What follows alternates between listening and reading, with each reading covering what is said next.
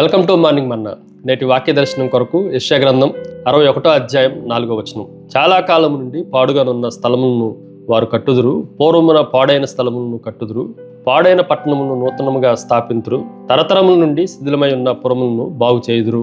మరొకసారి దేవుని వాగ్దానంలో నుండి ఈ ఉదయకాల సమయంలో 4 ప్రాముఖ్యమైన సత్యాలు మనం గ్రహించాలి. నెంబర్ 1, స్ట్రాంగ్ ఫౌండేషన్స్, బలమైన పునాదులు. ఈ మాటను మనం జాగ్రత్తగా ఆలోచన చేస్తే 4 పర్యాయములు కట్టుదురు, స్థాపింతురు, బాగు చేయుదురు అన్న మాట రాయబడతా వచ్చింది. ఏదైనా శిథిలమైన వాటిని, పాడైపోయిన వాటిని, పడిపోయిన వాటిని తిరిగి పునరుద్ధరించాలి అనంటే బలమైన పునాది చాలా అవసరం. ఈరోజు విడిపోయిన విచ్ఛిన్నమైన కుటుంబాలను కలపాలన్నా, సంఘాలను కట్టాలి అన్నా, విశ్వాసతను మనం నిర్మించాలి అన్న బలమైన పునాది చాలా అవసరం. యేసుక్రీస్తు అనే దృఢమైన బండ మీద మనల్ని మనం కట్టుకోవాలి. మన సంఘాలు, మన కుటుంబాలు కూడా కట్టబడాలి. కొన్నిసార్లు స్థిరమైన పునాది లేకపోతే అది ఎంత పెద్ద సేవ అయినా, ఎంత పెద్ద కుటుంబం అయినా పడిపోవటానికి, శిథిలమైపోవటానికి అవకాశం ఉంది. రెండో విషయాన్ని మీకు జ్ఞాపకం చేస్తాను. స్టిర్డ్ హార్ట్స్, కదిలిన హృదయాలు. ఈ మాటను కూడా మనం జాగ్రత్తగా ఆలోచన చేస్తే శిథిలమైన భవనాలు కానీ, శిథిలమైన కుటుంబాలు కానీ, పాడైపోయిన సంఘాలు కానీ మనం చూసినప్పుడు మన హృదయాలు కదిలింపబడాలి. ప్రేమతో, కరుణతో అవి ఖచ్చితంగా కదిలింపబడితేనే కార్యము ప్రారంభించడానికి అవకాశం ఉంది. యెరూషలేము గోడలన్నీ పడిపోయినాయి, ప్రాకారములన్నీ కాలిపోయినాయి అని నెహెమ్యాకు తెలిసిన వెంటనే ఆయన హృదయము కదిలింపబడింది. తద్వారా యెరూషలేము పట్టణ ప్రాకారాలు తిరిగి పునర్నిర్మాణించడానికి అవకాశము కలిగింది. మూడో విషయాన్ని మీకు జ్ఞాపకం చేస్తాను.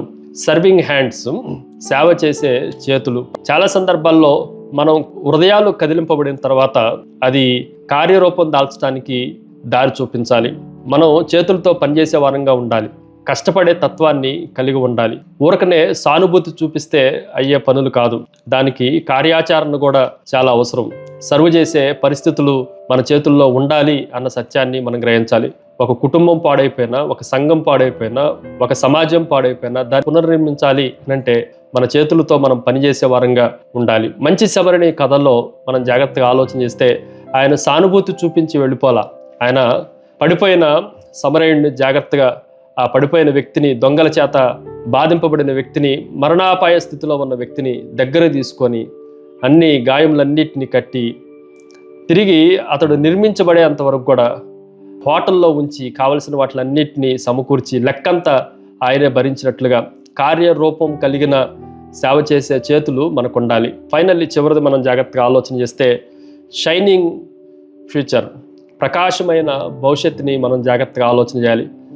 దేవుడు మన పట్ల తిరిగి పునరుద్ధరించడానికి ఆయనకి ఆలోచన ఉంది. దేవుని గురించి ఒక మాట చెప్పాలి అంటే ఆయన పని ఎప్పుడు శిథిలాలతో ముగించబడదు. అది మరలా పునరుద్ధరించబడుతుంది, అది తిరిగి కట్టబడుతుంది అన్న సత్యాన్ని మనం గ్రహించాలి. పునర్నిర్మాణ ఫలితం చాలా అందంగా ఉంటుంది.